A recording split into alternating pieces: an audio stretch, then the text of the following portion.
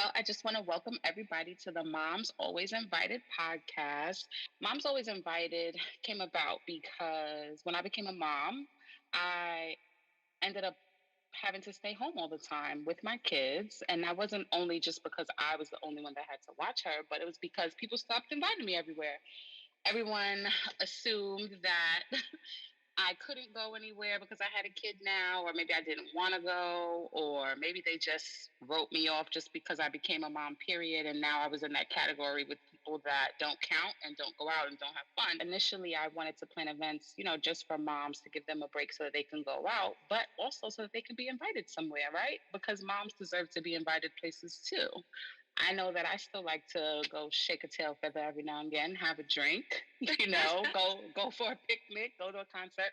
But then the pandemic hit, so I couldn't start planning all these events. I did have a virtual event on Mother's Day of last year, and I do plan on doing that again. But here we are on the podcast. So I want you all to introduce yourselves and just say anything you think would be relevant that you want people to know. You can kind of say your name, how many kids you have.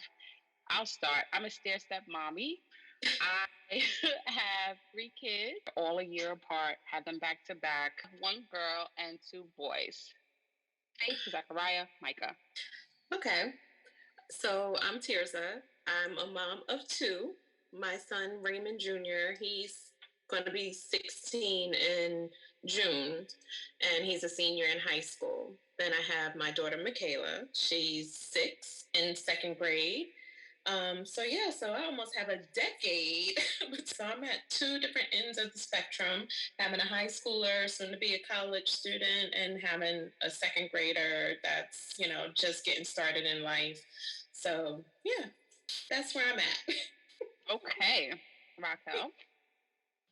So my name is Raquel. I have three boys or three young men. So Tyler is 21, getting ready to be 22 in a couple of months. He works. School wasn't for him, so he's now employed. And Dylan, who is 18, just turned 18, he's in college. He finished high school early, so now he's finishing up his first year of college. And then Austin, who's just turned 10, but you would think he's 20 the way he acts. But I don't know. So I feel like I'm done, but I'm not done. Although Austin is 10, I feel like I'm at the end of mommyhood, but Tyler and Dylan always coming, mom, mom, mom. So I don't know. It seems like it's a never ending journey, but I'm not really as hands-on as I used to be. And I feel like I stopped what I did with the first two. With the third one, I feel like I did him a disservice because he's not as independent as the first two. Right. And mine are all toddlers, so I do everything all day, every day. So trust me, I understand. I definitely understand how that goes. So how did you find out the news that you were pregnant for each kid? Oh, man. So when you were saying how you don't go out, I was actually the opposite because I was the first of my friends to have a baby. So I was 23. I had Tyler, and he went everywhere. I took Tyler everywhere. Me and Mario would still go out to dinner, the movies. We would take Tyler. Tyler would be there. They'd be like, he was here the whole time. He would go everywhere. Once we had Dylan, we had to leave him home with Tyler. But Tyler went everywhere, everywhere. And when I found out I was pregnant with Tyler, I was in denial because I was like, I don't know, something's wrong, but I remember you saying that you were falling asleep in class while you were in school. I was knocked out in school, like, I was like off. I was like sleeping everywhere. And I'm like, what is going on? So then I was talking to my friend, Christine, and she was like, well, what are your symptoms? Because she always thought she was going to be a nurse, but never made it. But so I was telling her my symptoms, and she was like, you're pregnant. And I was like, no, I'm not. No, I'm not. She was like, yes, you are. You should take a test. So I went out and bought a test immediately, and it was positive. And I was like, what? Ooh, your first test? Wow. Yes. And I was like, oh, my God, what am I going to do? And Mario's like, "What do you mean? What are you gonna do? You're gonna have it?" And I was like, "Have a baby." I'm like, I'm in school. I'm not. So I actually graduated 2 times pregnant. Once with Tyler and once with Dylan. So how'd you find out about Dylan? Dylan. Dylan was a surprise because I was like, I'm not having no more. Who's doing that again? I'm not doing that again. I'm not doing that again. Even though it was a quick delivery, I was like, I'm not doing that again. But Mary's like, we have to have another one because you can't just have one kid. They can't grow up by themselves. When we're dead and gone, they have to have each other to, like, keep things going. Guilt trip. Like, I'm like, so we were out celebrating his birthday, Mario's birthday, and I'm just throwing back drinks. We're at the Peter Luger Steakhouse, and I'm having drinks. I'm like, something ain't right. Did it taste the same, or did you feel sick? I felt a little nauseous, and I'm like, I always drink this, but I felt a little nauseous. I was like, let me take a test. So I took a test, and it was positive. I'm like, oh my gosh. In Austin? Austin, I don't know. That was a complete and utter surprise because I was on birth control. And they kept switching it up. Sometimes they would give me, you know how they have the generic brand and then they have the regular. The generic brand, I don't know, it just wasn't working properly for me. I'd get my period this time, I wouldn't get it this month. It was just all over the place when I had the generic. So I was like, stop giving me the generic. Give me the regular. So I think somewhere in between, the going back and forth between generic and regular, I found out. And I was like, Candace, you actually came with me when we found out it was another boy. And I sat there and cried. I remember. I didn't cry too much. You was just like, oh, did you see that head? Oh my God. Had a big head. And he still has a big head. Tears, I want you to share how you found out about each one too. You got a 10-year gap, so.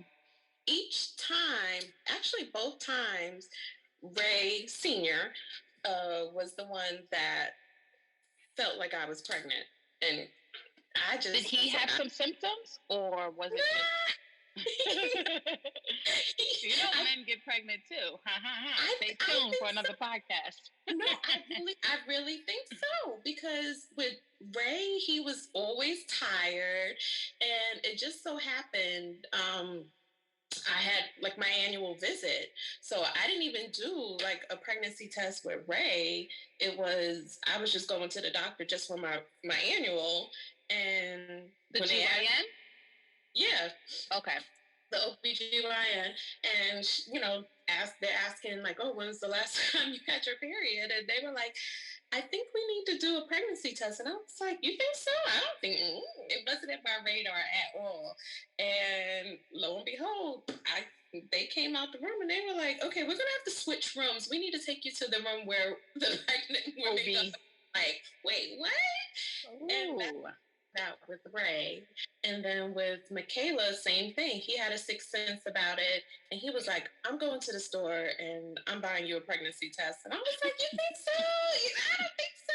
And I'm not sick. Because I got really, really nauseous with Ray for like 3-4 months straight. I had bad morning sickness. So I was like, I'm not sick. I'm fine. Da, da, da, da. And lo and behold, the pregnancy test came back positive. So he knew. That's so funny because a friend of mine that I went to Hampton with, his name is Yancey Merchant. He just wrote a book called Men Get Pregnant Too. I'm actually going to have him on the show soon. So we're going to get to talk about his book. And I actually really, really enjoyed his book. It gives like kind of like that male perspective on what they're going through while we're going through.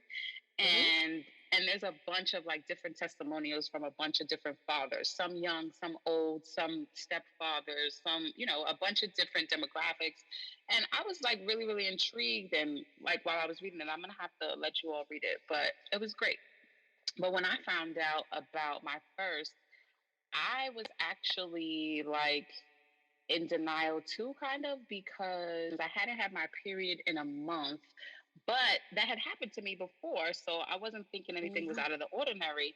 And then I even went on a trip to Miami with my friend. And before I left, I was like, let me take a test before I go because I don't want to be in Miami. I had already like booked it, but then I'm like, I still haven't on my period. I don't want to be in Miami wilding out. And then I took a test and it came back negative. And I went on my trip and I was wilding out on my trip, come back home, and then I'm like, all right, now this is going on about to be 6 weeks now or 8 weeks or something like that. I was like, I need to take another test. So I take another test and that one came back positive.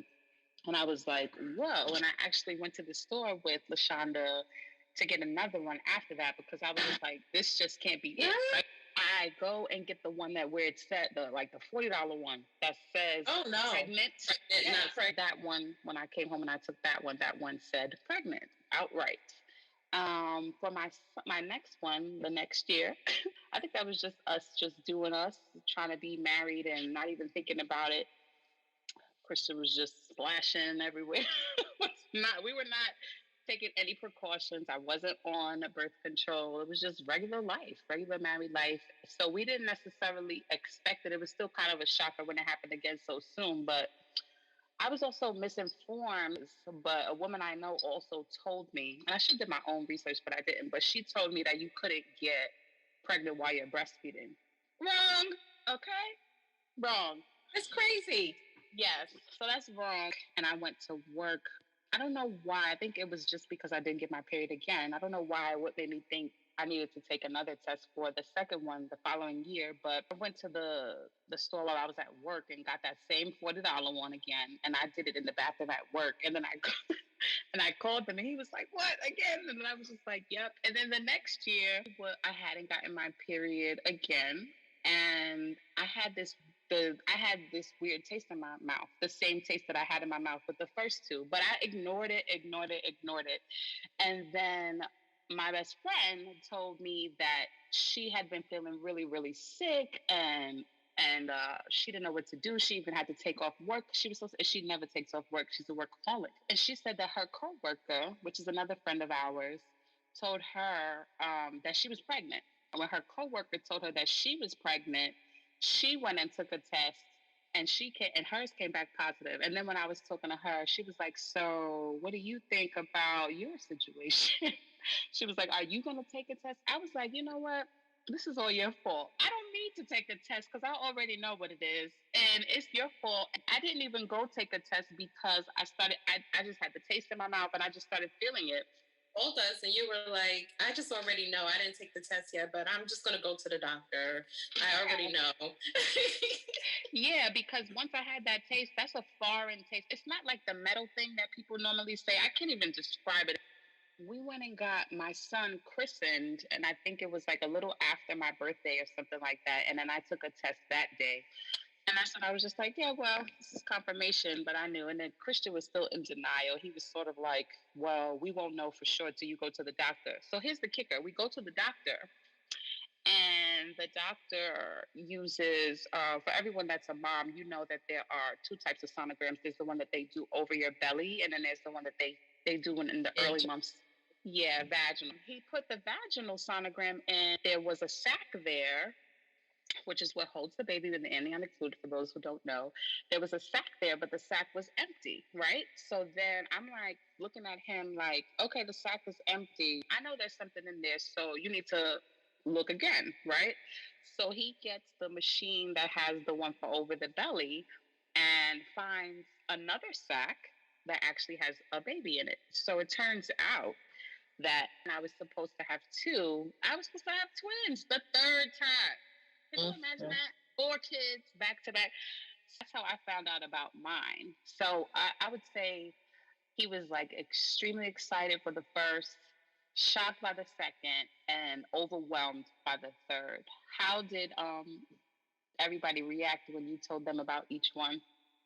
I got the surprise look at first, and then it was yay, the whole excited, and I'm like, okay, what, we're just complete opposite. So I'm all laid back and the reserved one, and he's complete opposite of me. So he, with Ray Jr., he was calling everybody. His first phone call was to his mother, and he's called so excited to tell her that we were pregnant. She was excited. She started calling all of their family.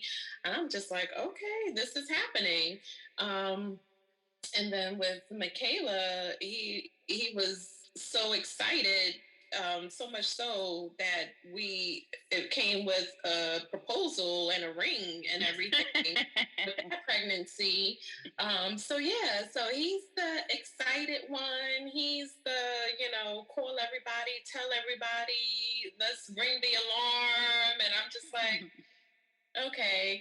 And why do you think it was like that for you? Were you scared, or was it just like you kind of feel laid back about it anyway? Both.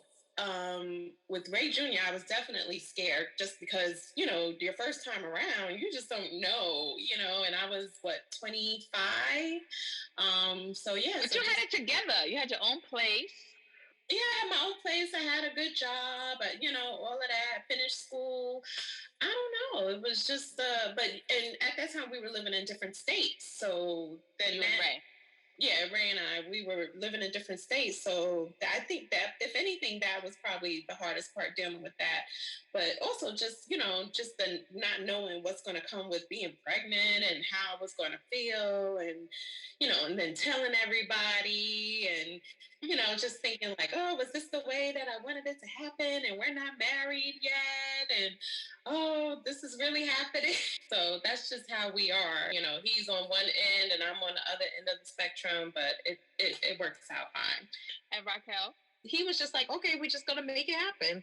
And he made it happen because I was living at home with our mother.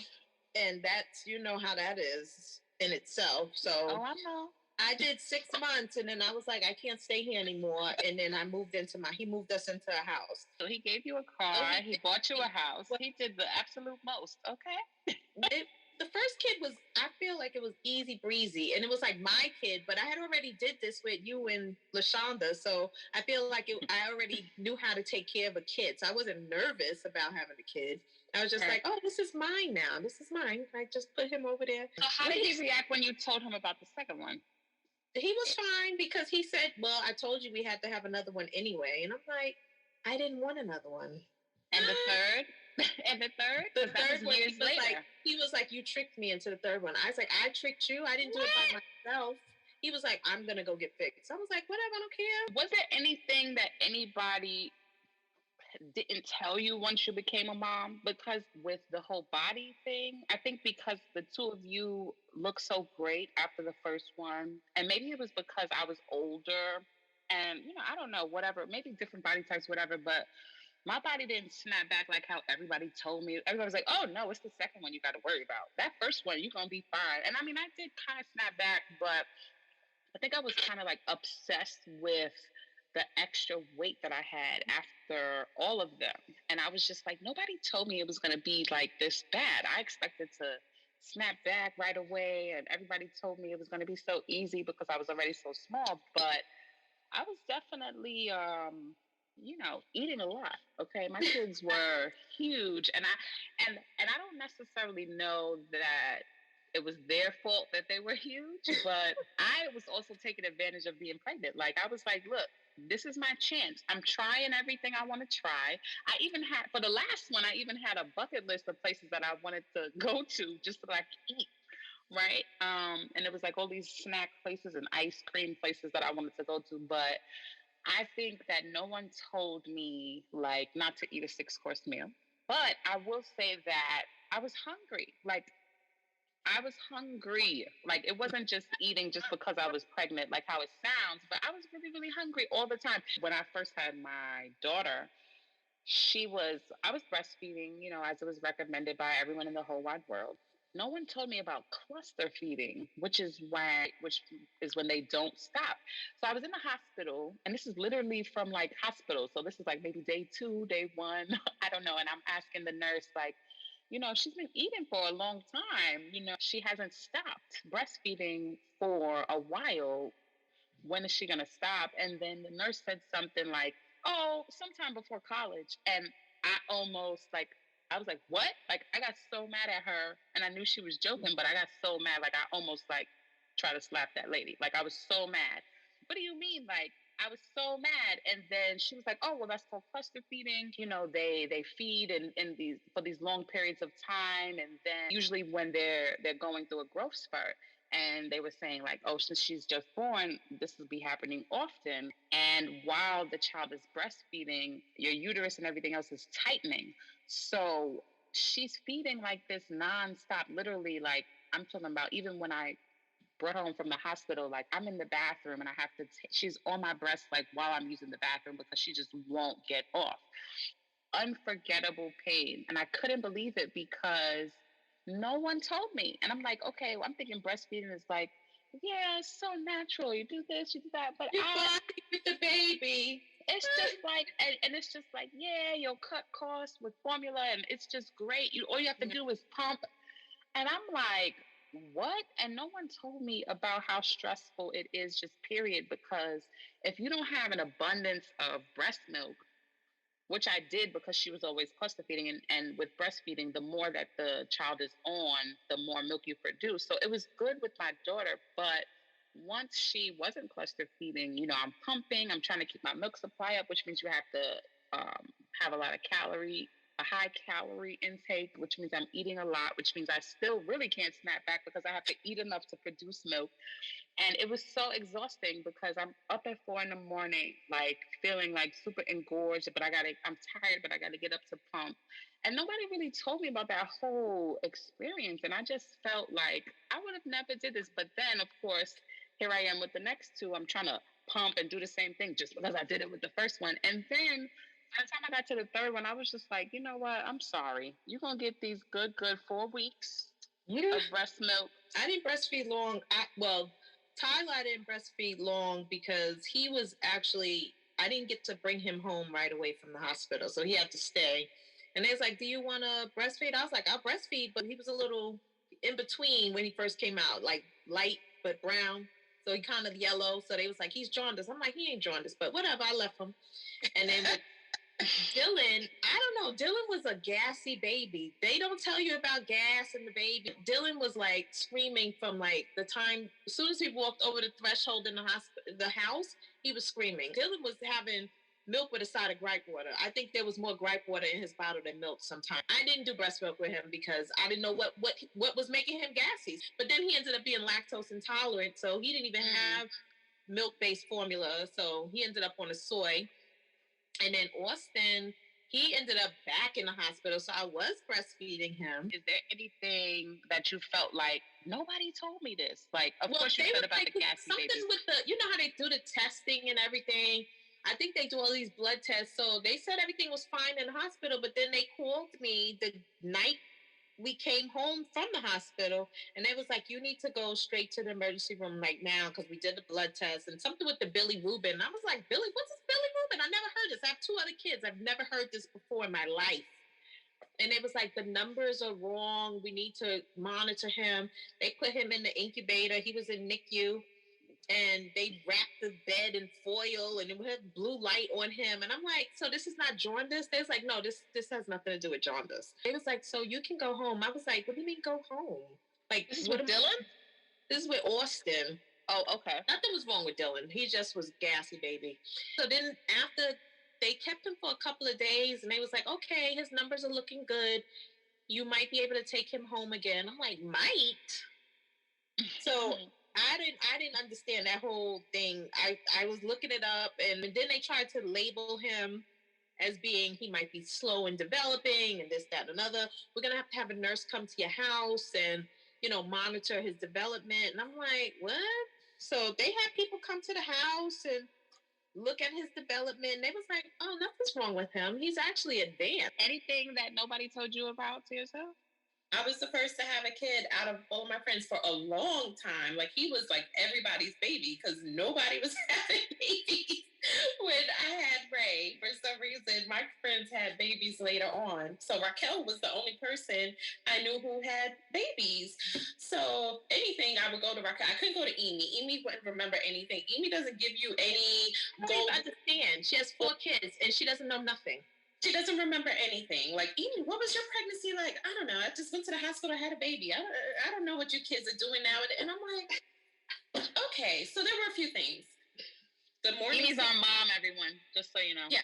Yeah. So the morning sickness was crazy. Raquel didn't go through that. And I went through morning sickness for like a good 4 months with Ray. And I mean, like literally throwing up every day, not just nauseous, like every day. Once I got it out once a day, then I was good. And then once I got past that and I was feeling good the second trimester, then the last trimester, here comes heartburn.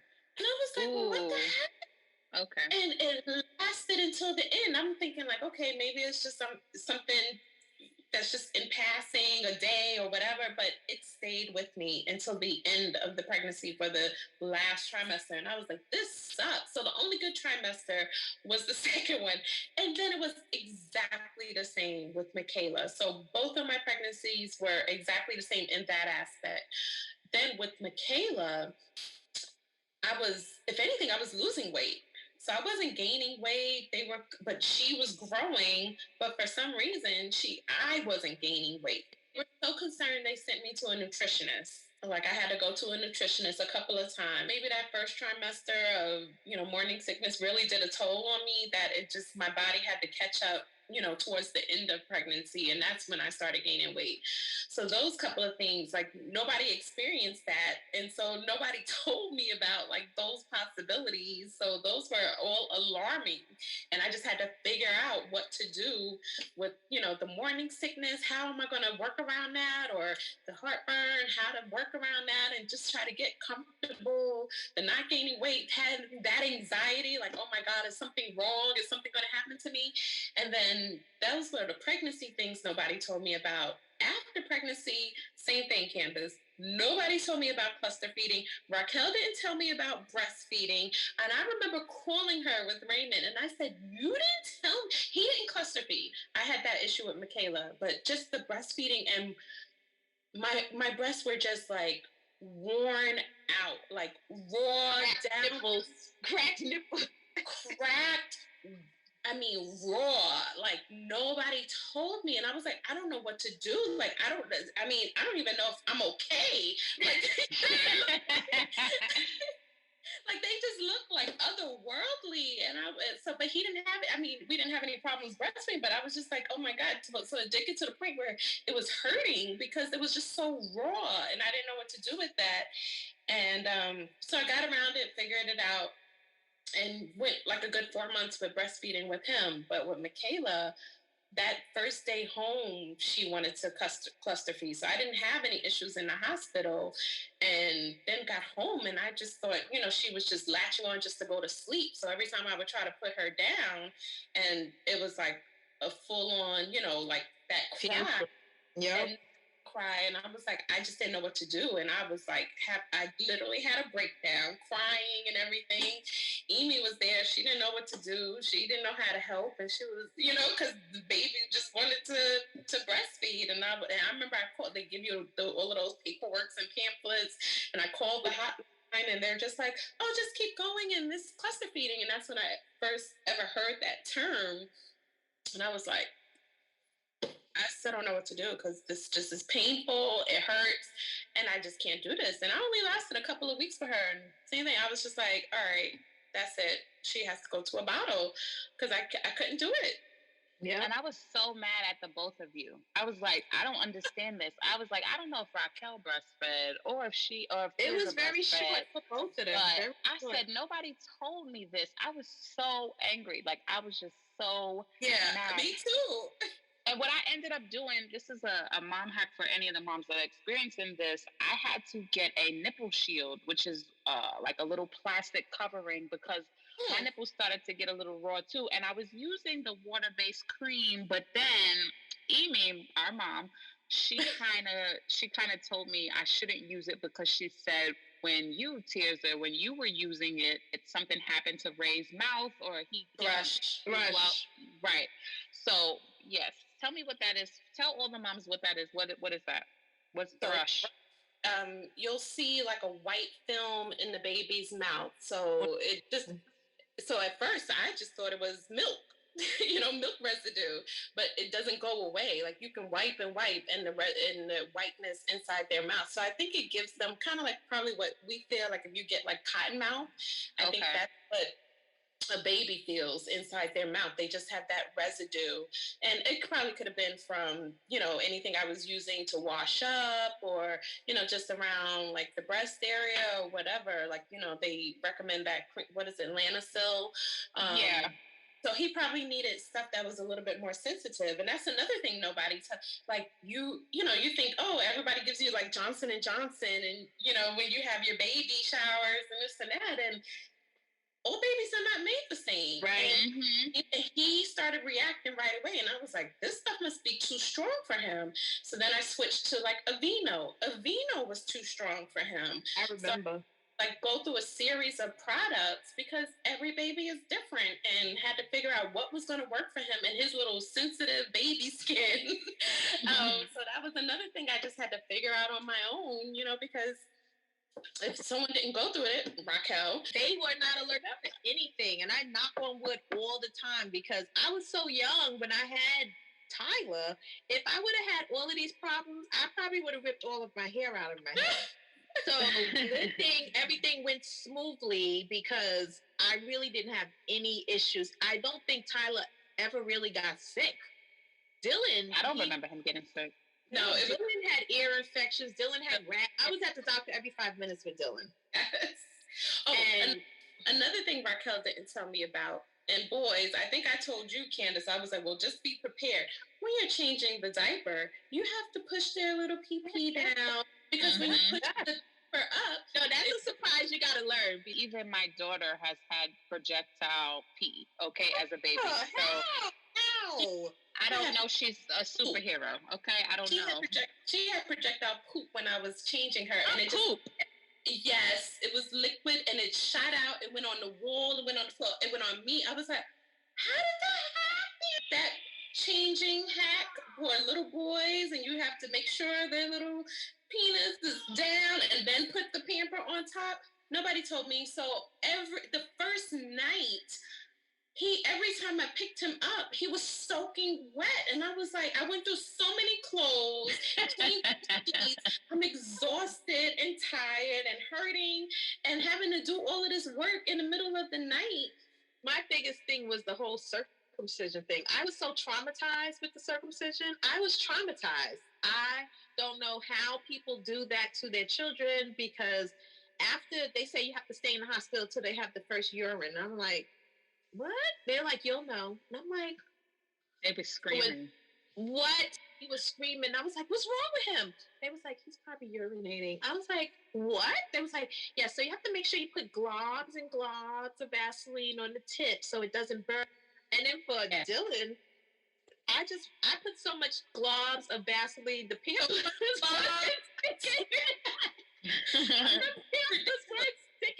I went through so many pampers, and I was like, I don't know what to do. I feel like it's never going to heal with the amount of Vaseline. And then for Austin, I think they messed his up, because I was like, no, because I checked it, and there was so much blood. And with the first two, I didn't have that. And I'm like, well, is it supposed to be like this? Because I don't remember it bleeding like this. And they was like, wait, we'll get the doctor. I was like, what do you mean you'll get the doctor? Like, so did something happen? They was like, no, he's fine. Oh, yes, he's fine. Okay, so both of you talked about being the first of your friends to have kids, kind of, or, maybe there was a couple other people, but you felt like out of your immediate circles that you were the first to have kids, right? So did any, including friendships or, regular personal relationships, work relationships, family relationships, whatever, did any of those types of relationships change once you had children? If so, how? Or do you have like any specific story that you remember? Because I know I have a story about one person in particular who was a really, really good friend of mine. I would even call her my best friend. Well, not anymore, but I would call her my best friend prior to me having a kid. And she actually had a baby the year before me. And her whole pregnancy was kind of unordinary and very like hard on her. So I was like praying with her and getting her through it. I planned her baby shower, everything, trying, just wanted her to be comfortable. Literally a year later, it's my turn. I get pregnant out of nowhere. And she took me to the GYN that she had. And in the beginning stages of the pregnancy, she was very, very supportive. Once it came time for me to have the baby, I don't even think she's even met my baby. This day? To this day, she stopped talking to me, and I noticed her acting a little bit funny to me when I had my baby shower. And no, she didn't plan my baby shower. I don't even think you guys planned my baby shower. Me and Christian kind of planned our own baby shower for the most part, with everyone's help. We kind of did things on our own, so we didn't really relinquish the planning to anyone in particular. So I don't know if she was offended by that, but I know that at some point she just stopped speaking to me. Honestly, like I still haven't spoken to her about what her problem is or was, but I don't know. Once I had a child, that was it. I have no idea why that relationship changed like that so fast. It's like she got pregnant and it was all good. Like I was fine. I was rolling with the punches, trying to buy her stuff, make sure she was good. And then when I got pregnant, it was like literally the opposite. Like she stopped speaking to me. And even at my baby shower, she was kind of standoffish. And I'm like, well, what is the? I'm just pregnant. That's literally the only difference. Like that wasn't the only friend that I kind of fell out with. The others that just didn't have babies yet or didn't really care too much, they kind of just, removed themselves and went on about their business. So that's why I wanted to start Moms Always Invited, because we can create a community of our own, having some similar experiences, some different experiences. People can know we still matter, we still exist. Yes, I have kids, but I'm still a human. I like to get my nails done. I like to go out. I like to have a good time too. For the most part, most of the people that I'm friends with, I've been friends with forever. Like I have friends from high school. I'm still friends with them. So no issues, and we're still rocking on. Any other relationships change that you can think of? Me and Mario. Oh, you and your husband. Okay, well, yeah. I mean, I think that's across the board. I know because he swears that since we had the kids, that the kids are my main focus. I don't know what the focus is supposed to be. I guess in his mind. But I mean, we got 3 kids running around the house. I don't know how you can be the main focus. They're all wanting different things at different stages. Tyler at one point was getting ready to be a teenager. Dylan is like middle school, and Weston's a baby. What attention do you need? I can't give it to you right now. I cannot. Okay. Tirzah, any relationships change for you? No relationship change. If it was something with friends, Raymond came along with me, and he was everybody's kid. And because he was so well behaved as well, he wasn't ever really an issue. He could sit there, have his little superheroes or cars or whatever, and nobody would really know he was in the room. So I wasn't really missing out on anything in that sense. And then by the time Michaela came along, that's when everybody was having kids anyway. So then it was just like, join the party. Yeah, luckily it didn't really change anything. If anything, it was just kind of like, oh, he's our baby. And everybody embraced him. And, I guess looking at me with the awe eyes, like, oh, he's so sweet. And oh, what was that? Like, oh my God, you have a baby. Oh my gosh, you're a mom. I can't put my finger on anything negative happening from becoming a mother. Yeah, and I don't know, maybe that's just because of where you all were in age, but I don't know, something about maybe the people that are in my age bracket and what's going on with the times, and I guess in millennials and all that, people got very distant, or like they really, really put me in a category where I felt like I was by myself. I have another friend, and still to this day, when I call her, she's like, "Hey, mom," and I'm just like, that's not even like, even in a text, she'll be like, "Hey, mom," or "Hey, mama." Okay, when am I going to be me again? Like I have my own identity outside of being, 3 people's mother. I struggle with that. A friend of mine told me, she was like, "Yeah, I can imagine you haven't been getting any invitations anyway." And she kind of laughed about it because she's also a mom, and her daughter had reached the age where she could start going out again and, doing her own thing and just leaving her daughter anyway because her daughter was old enough. And she was just like, "Yeah, I can imagine that all those invitations are drying up." And I was like, you know what? Not drying up, but they don't even exist. Like, nobody is even calling me. I had the option of leaving the baby with multiple people. And I was ready to, like, drop the baby off and do something. And it was just like, nope. So nobody was inviting me anyway. Nobody was reaching out.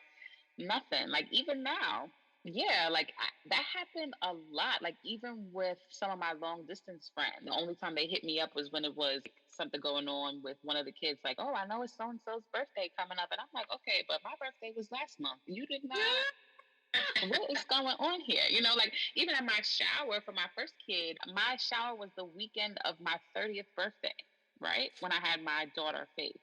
My 30th, that's supposed to be a big deal. One person gave me a card for my birthday at that shower. One person. And then it was like the running joke. Oh, well, you know, it's not about you no more. Yeah, I think I'm kind of still going through that. But it's okay because mom's always invited is going to bring me out. But anyway, is there anything that either of you think that you would do differently if you got the chance to redo any of the, whether it's the pregnancy or the period once you had the baby? I probably would still do them back to back, but I don't know if I would do three. I probably would do two back to back and then chill. But I love my baby, Micah. I love you. Anything you guys would do differently? I probably would have them closer. And I don't know, we talked about it and it just never happened until it happened and it was 10 years later. But yeah, if anything, I mean, I kind of like the gap, but at the same time, not really. I don't know. There's pros and cons to having the gap. And then also, like I mentioned earlier, like we were living in different states. So I would definitely do that differently. Yeah, I would want us to be in the same place. I mean, it obviously worked out, but it was more of an added stress than I wanted to have to deal with, you know, especially with like a first pregnancy and everything. So, you know, if I had that to do over, I would do that over. But other than that, oh, and also I would have taken more time off. Like the whole maternity leave is just bogus. Like working a full job and they expect you to go back a couple of months later. It was traumatizing with Very. Yeah, it's traumatizing for moms, and that's probably a whole nother show. Like, you know, like the trauma. I stayed out with all of them. Yeah, the trauma that moms have to go through, you know, with leaving a newborn at home, especially if it's your first one and you don't know anything about being a mother, about a newborn. I think it's more so the unknown of who's watching them. Usually you get 3 months and you're supposed to go back to work. I had 2.5 months because I had gone out of work 2 weeks early, I guess, you know, until I had him. And then that cut into my maternity leave time. So having to go back with a 2.5-month-old, that made us have a real conversation because I was like, we have to do something, you know, like we have this baby. I don't know who's going to watch him. I have to work. So what are we going to do? And so the decision was easier for me to make the move because, you know, he already had a house there. He was, you know, in school. And I was fine leaving, you know, I was like, I can get a job anywhere, you know, and I was just in an apartment. So I was like, I can even easily leave an apartment and find a new job. And that's what I did. And, you know, it ended up working out, but it was traumatizing, you know, just having to take that on, you know, with a newborn and all of that. And luckily with Michaela, it was the opposite. I think because I had that experience and when I had her, he was like, you need the time off to be home. So we can do it. We'll be okay, you know, as you know, financially wise or whatever. And I had the time to be home with her for a year. So that was a plus. And a lot of moms don't get that, you know, get that option. And it's just a lot for moms to go through. You know, you got the physical. Exactly.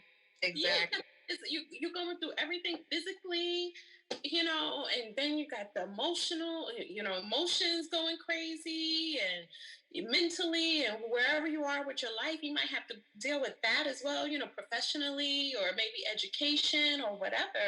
And it's a lot for moms to deal with. So yeah, two very different experiences, you know, having them. And again, maybe that was a plus with having them apart, you know, where we were able to make more, you know, informed decisions with Michaela, but with Ray, you know, some things worked out and some things didn't, but you know, that's what happens with the first kid. I want to know, just as the last thing, is there anything, because, you know, they say that, you know, during motherhood, you evolve as your kids evolve and your perspective changes as you change and grow. Is there anything new that you've learned about motherhood as of late? I know that I can say that what I've learned recently is that they are people too. I heard something on the radio where some girl was going off. I don't even know what I was listening to, but some girl was going off about how people don't respect kids, as people. And I was like really, really listening, like, what is she talking about? And then I was thinking to myself, like, do I respect my kids as people, like as their own person? Do I respect what they have to say, or am I kind of like, no, do this because I said so, and I know I'm not that. I know I'm not the because I said so type of thing. I kind of let them, I reason with them and I talk to them and I try to figure out why they want to do the things they do. Even at that age of 3, 2, and 1, or 4, 2, and 1, I even talk to them now because they have a lot of opinions. But I think I've realized that they do deserve respect. It can't just be because they're children at that age that they don't know anything or that they are not allowed to have a perspective, even if it comes down to like, my daughter not wanting to wear her hat. I can't be like, well, you're wearing this hat. It's like, okay, well, I'm going to get you a headband for your ears, okay? Or you're going to wear your hood.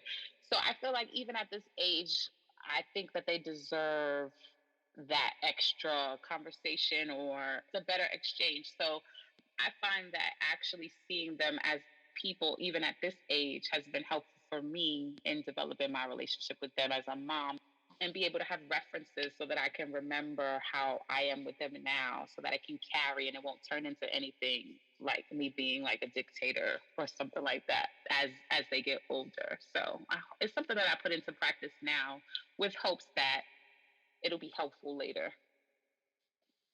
Anything new you all have learned or tried to implement in regards to motherhood as of late?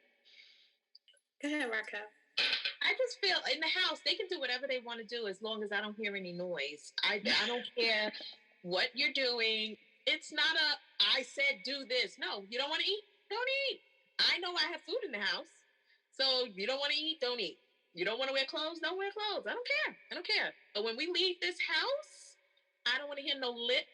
I don't want to hear it. Just do what I say when I say it. So outside is different from in here. In here, you can do whatever you want. But out there, you better do what I say. I think just to piggyback, like, or kind of what you were saying, Candace, like you do have to sort of take like your social cues from your kids. Like every kid is not built the same. Every pregnancy is not going to be the same, more or less. So you just have to take your cues from your kid. Is this really a battle I want to fight, or is this something that's reasonable? This person, they're a person and they have opinions and they have feelings, and pick up the cues of, is your child ready for certain things? You may want your child to be in football, basketball, ballet, and it could be vice versa. What if you have a boy that wants to do ballet? What if you have a girl that wants to play basketball and not want to do ballet? You have to listen to the cues from your kids. Was our son ready to be skipped twice and, be put into high school? Those are things that we think about now. And it's like, okay, maybe we should have had more conversations with him, and got his opinion on how he felt about certain things. So now that's sort of our approach to things, because we wanted him to be more involved in high school and join this and join that, and you should be doing. And now, Ray's like, ask him, and I'm like, ask him. We're not making him do. We're not making him do X, Y, and Z. He's like, nope. Ask him what he wants to do, and within reason, we'll call him in and we'll go, what do you think about whatever? Or what do you think about this? Do you want to do, we think you should do this. What do you think? And he'll give his honest opinion and we'll have a conversation about it. So that's our approach now, and that kind of gives us our approach with Michaela. So hopefully that'll be, we'll see how that goes with her. Now he's kind of, older. He's, 2 years away from being considered an adult. But yeah, so we'll have that whole experience to go through with Michaela for the next 12 years. But you really do have to take cues from your kids. You can't go in saying you're going to be one type of parent because you just don't know what kind of parent you're going to be until you're in that situation. Until you have your kids. And you may not be the same type of parent with each kid. Okay? Right. No. Right, absolutely. And I thank you both for sharing everything. I appreciate you both for joining the Moms Always Invited podcast. And if you had one thing you would leave us with. My only concern now, because like I said, my kids are almost grown, 21 and 18. I'm concerned about them being out in the street, especially with the climate that we're in. They want to go hang out with their friends, but at the same time, I'm like, do you know what's going on? We're in a pandemic, number one. Number two, I don't know what you're going to be out there doing, who you're going to be doing it with, and how you're going to be perceived. And if you get caught in a situation, if it's going to end well. So I'm kind of glad we're in a pandemic because there's not many options for them to go out and do. But at the same Black time, men. Yes. And at the same time, I feel like they're getting stifled. Well, not so much Tyler because he's out there doing whatever. But Dylan, he's in his first year of college. He's not really getting that full experience. But at the same time, I don't want him out there. So it's like you're always going to be a mom worrying and worrying, even though you're like, okay, they're getting older, they're able to take care of themselves, but at the same time, you're still sitting here worried, like, okay, they're not home yet. When are they going to get home? So it's like it's a never-ending task with being a mother. I think a little bit to that too. Like just being a parent, I don't think it should stop once your kids become of what's considered legal age, 18 and on. So I think we can take that from a lot of cultures because with a lot of other cultures, kids stay with their families until they're ready to have their own families.